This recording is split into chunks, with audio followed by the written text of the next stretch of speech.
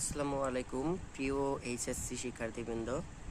আজকে আমি তোমাদের শেখাবো কিভাবে একটি দশমিক সংখ্যাকে বিসিডি কোডে রূপান্তর করা যায়। তো আগেই বলে রাখি, বিসিডি শুধুমাত্র দশমিক থেকে রূপান্তর করা যায়, অন্য কোনো কিছু থেকে রূপান্তর করা যায় না।